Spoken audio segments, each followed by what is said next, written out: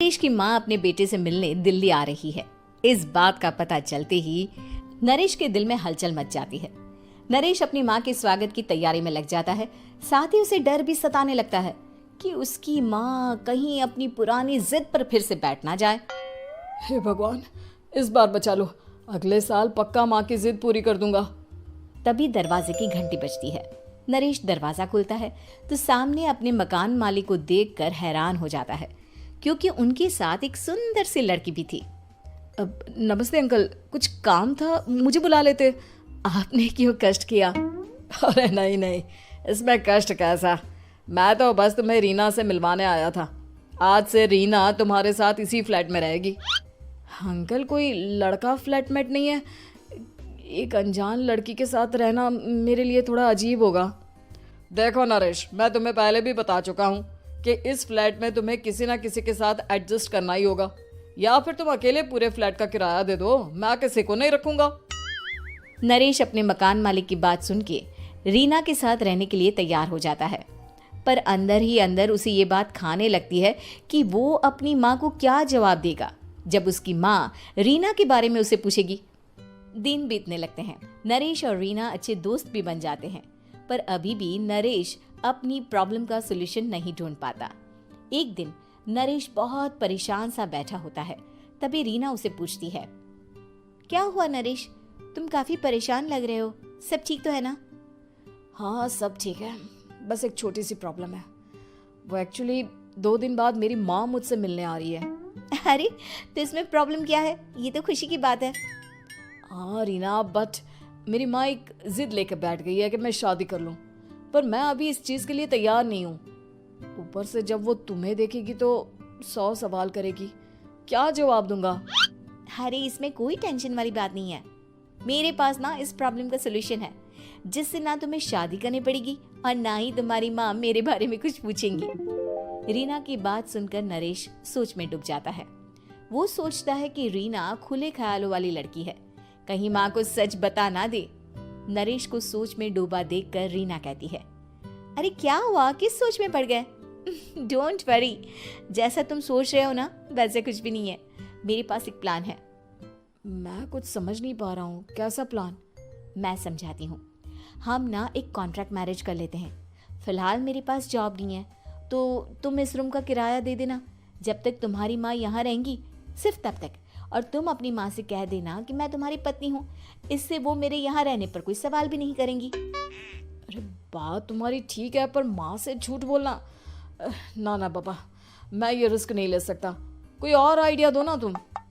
देखो मंजूर हो तो बोलो, वरना सच बता दो, मुझे कोई प्रॉब्लम नहीं है।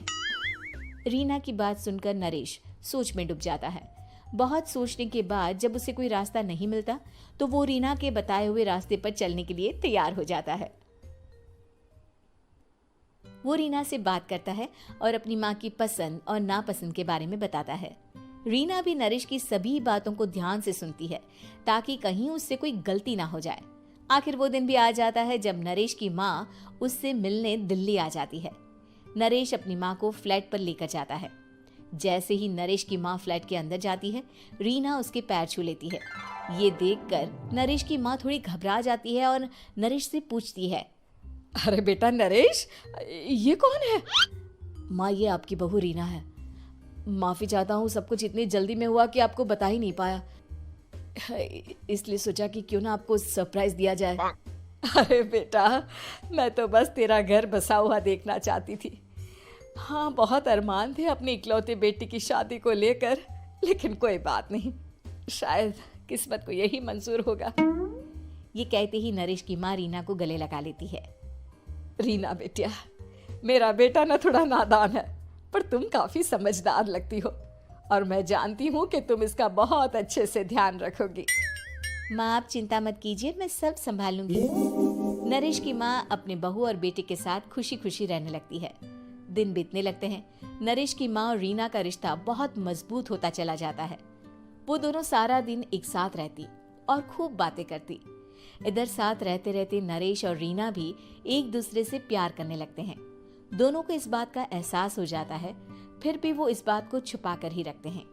एक दिन नरेश की माँ और रीना शादी के बारे में बात करने लगते हैं।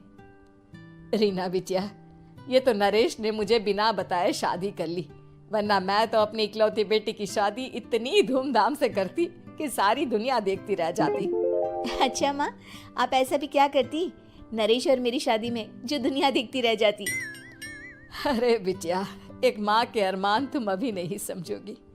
मैं तो अपनी बहू को एक रानी की तरह लेकर आती और शादी भी बिल्कुल शाही अंदाज में करती, पर मेरे तो सारे अरमान ऐसे ही रह गए। खैर, मुझे तो अपने बेटे और बहू की खुशी चाहिए बस। ये कहते हुए नरेश की माँ की आंखों में आंसू आ जाते हैं।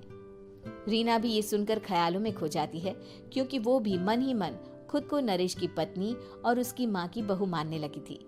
शाम को जब नरेश ऑफिस से घर आता है तो रीना खुद को रोक नहीं पाती और नरेश के सामने उसकी माँ को अपने और नरेश के रिश्ते का सारा सच बता देती है। रीना की बात सुनकर नरेश की माँ दोनों से बहुत नाराज हो जाती है और घर वापस जाने की बात करने लगती है। तुम दोनों ने मुझसे सच छुपाकर बहुत ठेस पहुंचाई है मुझे। अब तुम लोगों के साथ नहीं रहना चाहती मैं, कल ही वापस चली जाऊंगी अपने घर। माँ, मुझे माफ कर दो, ये सब मैंने रीना के कहने पर ही किया है, वरना मैं भी आपको कभी ठेस पहुंचाने के बारे में सोच भी नहीं सकता। हाँ माँ, हमने ये सिर्फ आपका दिल रखने के लिए किया, प्लीज हम दोनों को माफ कर दीजिए। तुम दोनों ने मेरे अरमानों के साथ खिलवाड़ किया है, और वैसे भी मुझे अपने बेटे के लिए एक अच्छी लड़की ढूंढनी है, इसलिए मेरा यहाँ से जाना ही बेहतर होगा। माँ की ये बात सुनकर रीना खुद को रोक नहीं पाती। माँ, क्या मैं आपके घर की बहू बनने लायक नहीं हूँ? रीना की बात सुनकर नरेश हैरान रह जाता है। नरेश की माँ भी कुछ समझ नहीं पाती। मैं कुछ समझी नहीं, आखिर तुम कहना क्या चाहती हो? माँ, मैं वो नरेश से बहुत प्यार करती हूँ और साथ ही साथ मैं आपको भी अपनी माँ मान बैठी हूँ। आज जब आपकी बातें सुनी तो खुद को रोक नहीं पाई, इसलिए सारा सच आपको बता दिया। रीना की बात सुनकर नरेश की माँ की आंखों में आंसू आ जाते हैं और वो अपने बेटे नरेश और रीना को गले लगा लेती है। मेरे घर की बहू तो सिर्फ रीना बिटिया ही बनेगी। मैं आज ही तुम दोनों की शादी की तारीख निकलवा दूंगी, बस एक बार तुम्हारे घर वाले मान जाए। उसी दिन रीना के माता पिता भी उनके फ्लैट पर आ जाते हैं। दोनों परिवार आपस में बैठकर बातें करते हैं और शादी के लिए राजी हो जाते हैं। रीना भी कॉन्ट्रैक्ट फाड़ देती है और कहती है, सही मायने में मैं अब बहू बनूंगी, अब तक तो सिर्फ कॉन्ट्रैक्ट वाली बहू थी।